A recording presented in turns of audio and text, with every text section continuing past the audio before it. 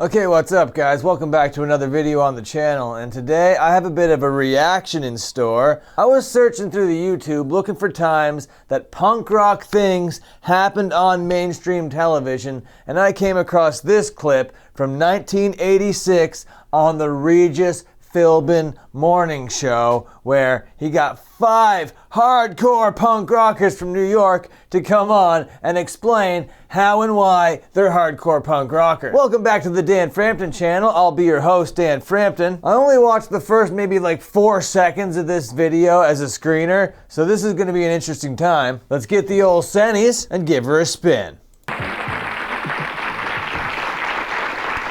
All right, Philbin, let's do it. Every generation has its own group of people who march to the beat of a different drummer. In the 50s, it was the beatniks. In the 60s, it was the hippies. The beatniks and the hippies. Yes, what is the next version of the beatnik and the hippie? Let's see it. Today, it is the punk rockers. The punk rockers, yes, very similar to the beatnik and the hippie. I guess we've all seen them at one time or another. The spiked orange hair, the lethal-looking jewelry, lots of leather. The small lethal-looking jewelry, lots of leather. Yeah. We've invited 5 punk rockers. Holy shit, let's just take a look at the... Oh, you got the Cro-Mag shirt going, gotta love that. You know that fucking Harvey will be posting that to his Instagram any second now. Oh, this American flag t-shirt with the sleeves rolled up, very sick.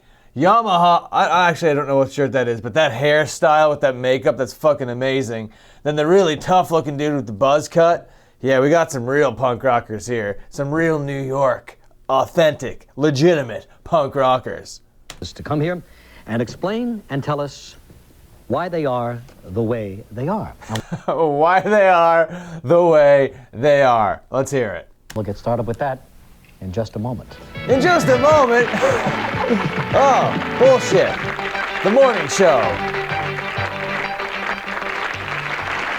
All right, let me introduce our... Holy crap, man. That Regis Philbin, he's been going forever, and he's always been an old man. You gotta love those guys that have been on television for a long time, and they've always been known for being an old man. Like Ric Flair. There is no such thing as a young version of Ric Flair in people's mind. And I don't think that there's a young version of Regis Philbin in anyone's mind here on Earth. Let's go. Punk rockers to you today. This is Natalie sitting next to me, born and raised here in New York City, graduated from the U. God damn, that hair, I love it. Went school for girls on the Upper East Side, currently a junior at NYU. Her boyfriend she looks like a sweetheart. Murphy's Law, his name is Jimmy Gestapo, and you just waved to Jimmy. Yeah. Right? Jimmy's Jimmy Gestapo. Next to her is Todd, who is 16 years old, born in New York City, been in the hardcore scene since he was 11 years old. 15 months in reform school, it says here, Todd.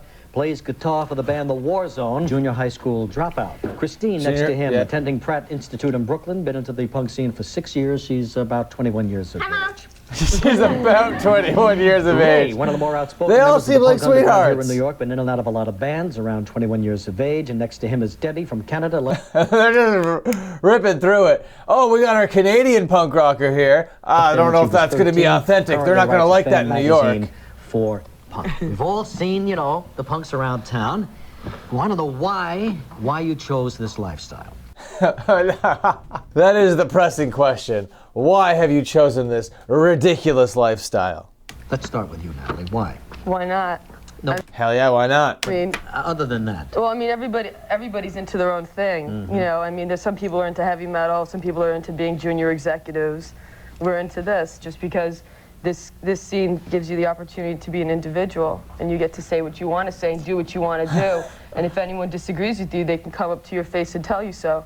But Debbie, you know, when they write about it, the writers always say this was born out of a frustration that you guys had somewhere along the way with your parents, with your family, with super... Yeah. I've read in a few articles that you only became this way because you don't like your parents, you don't like your school, you don't like your principals, and I don't think that this is like a hobby or anything authentic. I think you're being a piece of shit. What do you gotta say? How did that I don't know. These experts keep writing all these stupid books and having these stupid talk shows. Lots of money. Like Phil Donahue had this ridiculous show on. I'm sorry, Phil, but you really blow. Phil Donahue had a ridiculous show. That might be fodder for a future episode. And all he did was he did was put words in our mouths. He kept coming up and going, you hate your parents, right? You hate your parents. You're all fascist Nazis, right? Right? And we're like, where are you getting this from, Phil?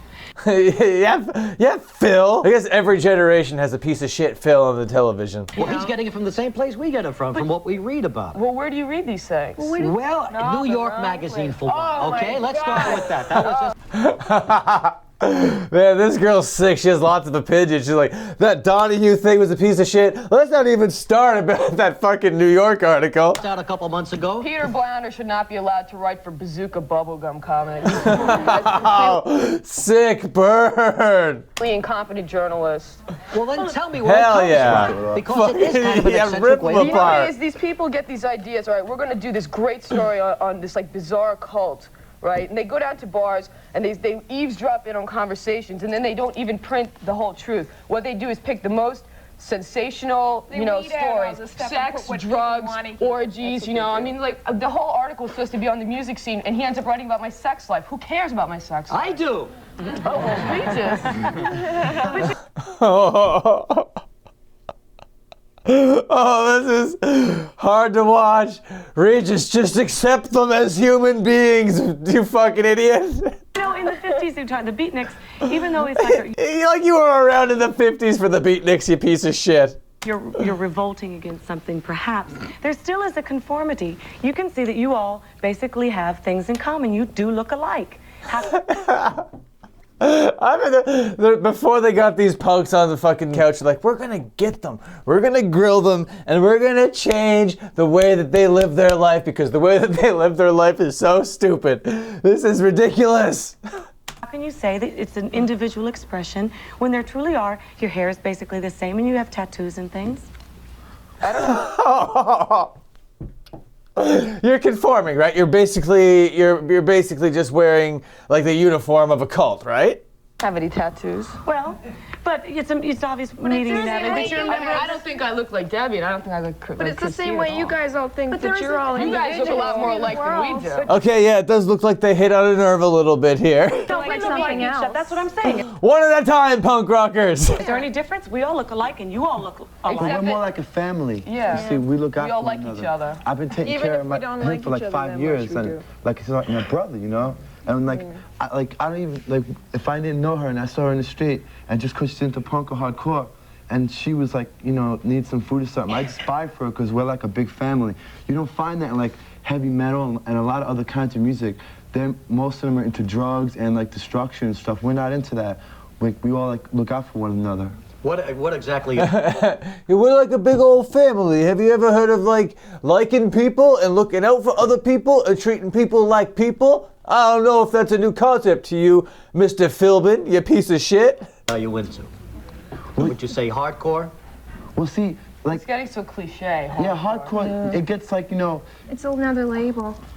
It's really They're all just trying to get so like introspective right now. Let the guy speak. One of these scenes is not to be labeled. We don't want to be labeled. We don't want to be. There's all these scenes like the yuppies, the preppies, the Japs, the heavy metal kids. We all ended up getting labeled because people in society, they have to classify you. They have to put you in a category because they have to explain you. If they can't explain you, then people start getting nervous. What are these kids up to? What's going on with them?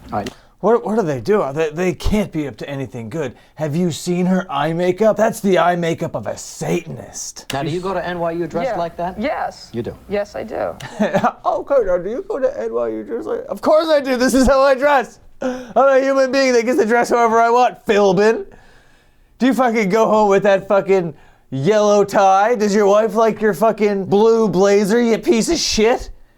Hop on your yacht and sail around the coast, you motherfucker. Well, what about your parents? How do they feel about this? How does your family feel about it? Like it's the biggest fucking travesty in the world. Oh my God, I couldn't imagine what your families think. What do your families say? Do they allow you to go into public with them? Are you allowed to go grocery shopping with these people? You look like an embarrassment to the world.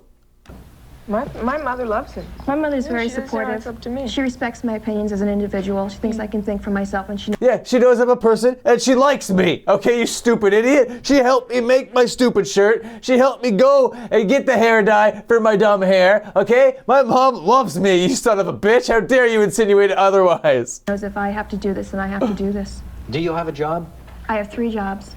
Of course I have a job. What do you mean, do I have a job? You fucking idiot. She looks amazing. You think this, like, have you seen crust punks Philbin? Those people don't have jobs, okay? They just have beer, and then the other time they have looking for beer. What do you do? I go to school full-time. I'm a part-time studio assistant for Spiderweb Studios. I'm a Hell part-time yeah. assistant for an artist on 24th Street. I work in the school library at Pratt Institute, and I'm a fine arts major full-time at Pratt. Look at this fucking girl go, man. She's a fucking boss, and Philbin's out here being like, what does your goddamn mother think about all this shit? Christine, I'm putting myself are through you school, dressed by the the way way. you dress when you go to these jobs, or are you dressed for us the way you dress at night? Since I've been in New York, I dress the way that I want to. Goddamn right. I'm in a place where they're like, hey, you want to dress this way and work in this fucking studio? That's cool. Before I moved down here, it was a lot harder. I tried to tone it down a little bit, but, you know, it really got me angry to have to do that because I'm a very competent person. I can work as well or better than anyone that dresses conservatively or straight. And that doesn't really have anything to do with So job you're not performance. rebelling against anybody. You just chose this. I'm just doing what I want to do. Goddamn right. You're not. So let me get this straight. Like I'm trying to wrap my mind around this. I don't know. So you're not rebelling against anybody. Your mom likes you, and you're just making. What is this? What do you call it? A personal choice? That's fucked up. I can't. All right. Well, continue on, I guess. What you want to do. We'll pause. We'll come right back in a moment. Let's go. Okay, we're talking about the punk Let's scene go. today. We have We're talking about the punks. Goddamn right we are. Today, and we're trying to find out about it. Now, Kathy brought up a good point during the break. These fights that break out in the places, in the clubs that the bands are playing. Want to tell me about the fights and the places and the bands and the places and the fights? Does the music motivate all of that? No. Does the music motivate all of That's ridiculous. See, for me, it's like I'll be watching a band play, like when the Cro-Mags played. Oh my God, Todd, tell me about when the Cro-Mags played. The last show that they played, you know, it's like that music just made me move, you know, just made me start going off. Then you got guys, you know, who come down and like, oh, slam dancing, you know, and they just go around punching people, just going around going bam and just punching people.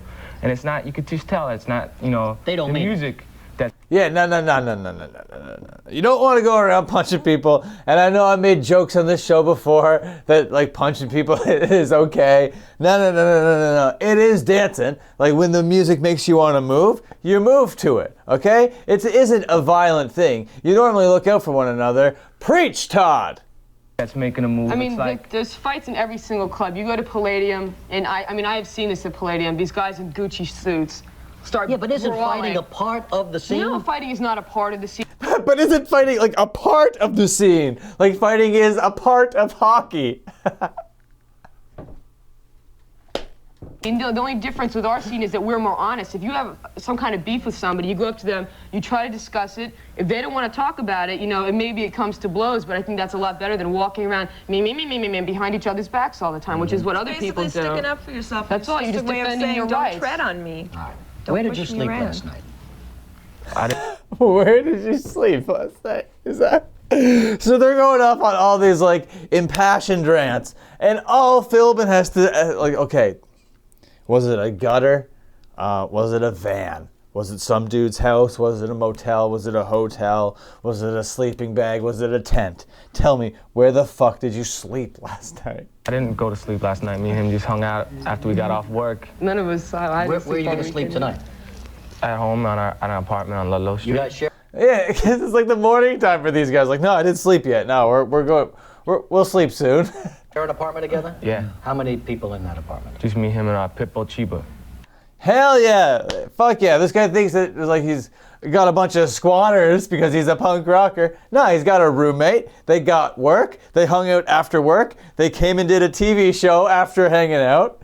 There's nothing fucked up going on here. They're being very honest, very respectful, dignified young people.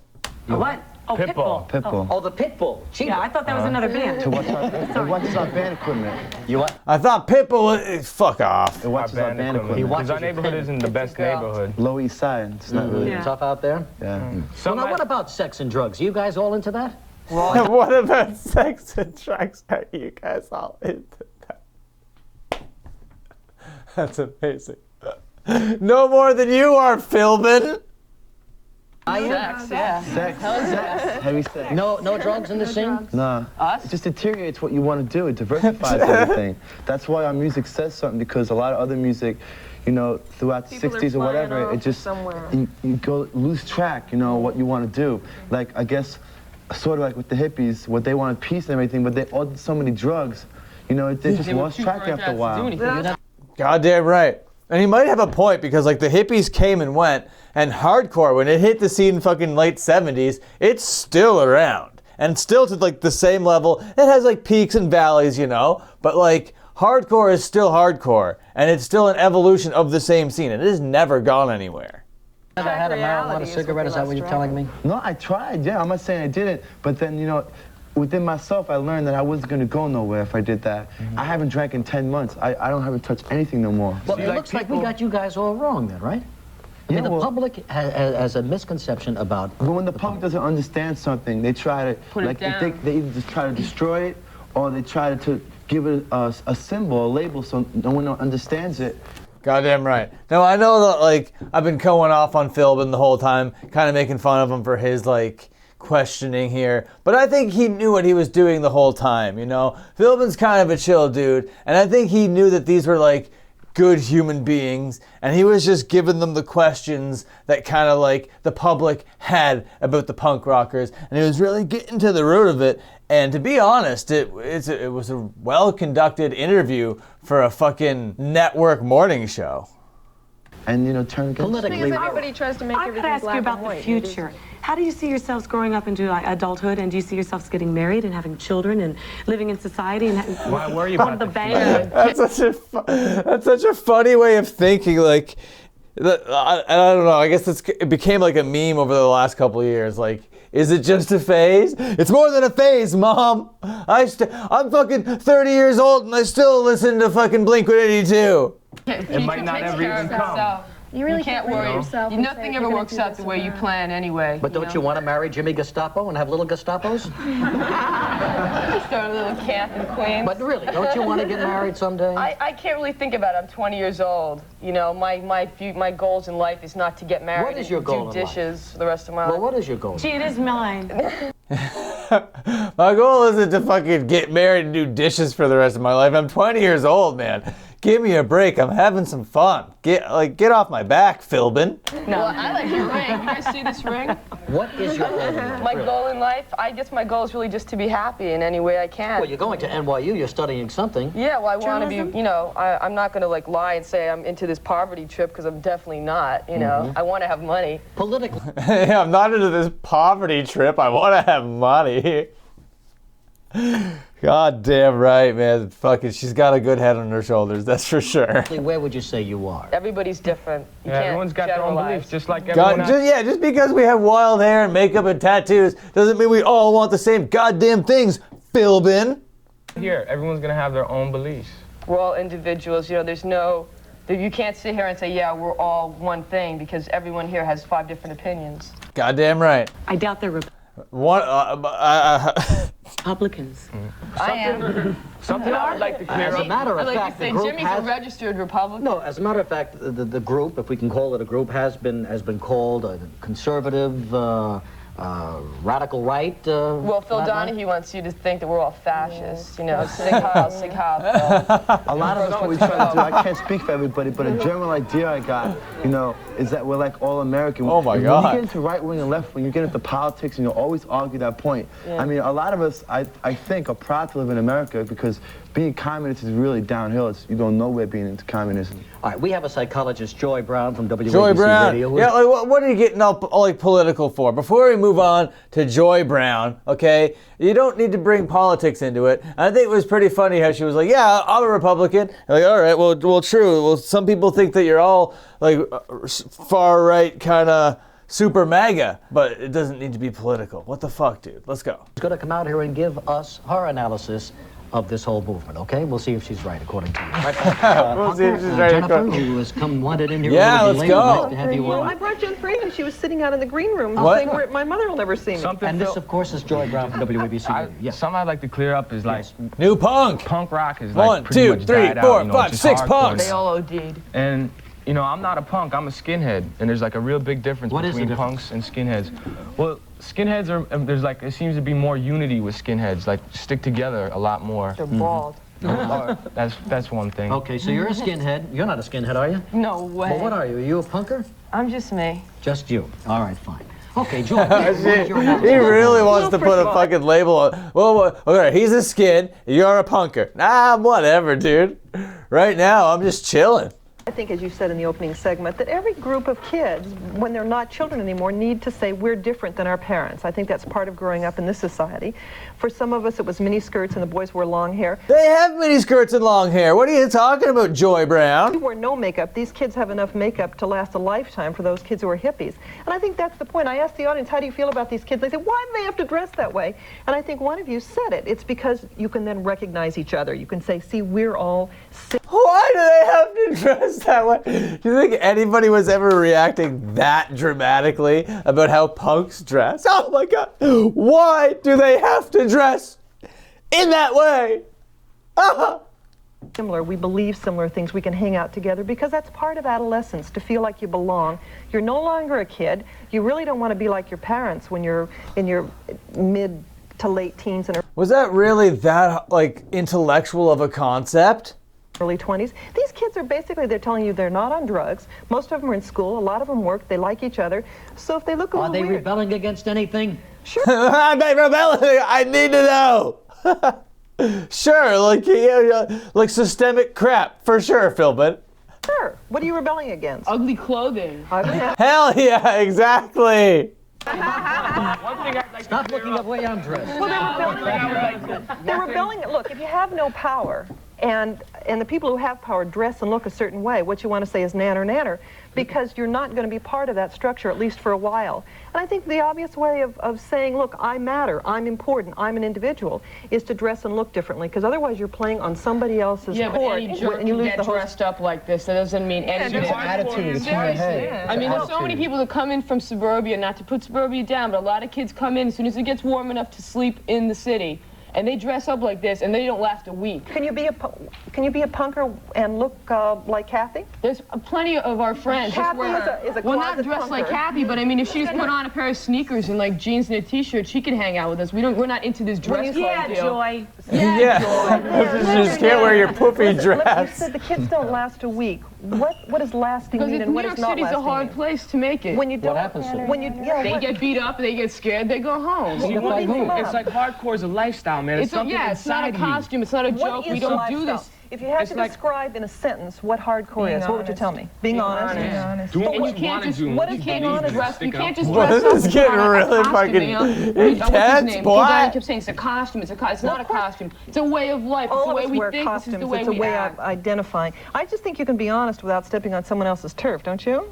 Do you have to be violent to be honest? Well, if somebody comes in, like... What's stepping on someone else's turf? When you say that people don't last for more than a week because they get beat up. Because they can't. They're not smart enough to get a job. They got nowhere to live. Sleeping in the street in New York is not a safe thing to do. No, it's not at all. And they're giving punkers a bad name. That's right. So there. Are you talking about being violent? Like at our shows, when we have hardcore shows, we don't have big bouncers. Oh, yeah. It's like, all right, holy shit, it's getting really intense right now. So you're saying like you're what is it? Weeding out the weak? Is that what this is? You're gatekeeping out there on the streets? Tell me a bit more about that. Well, you know, some kids can't fucking make it. They're not designed for this life, and we are the arbiters. We decide who gets to live in New York as punk rockers. I hope they do come back for a part 2. I'll search the internet for it, and if they do, you know I'll make a part 2 as well. Well, that was a fun time. Thank you so much for watching. If you liked it, leave a like on it. If you disliked it, please leave a dislike on it. Subscribe, hit the bell, and until my next upload,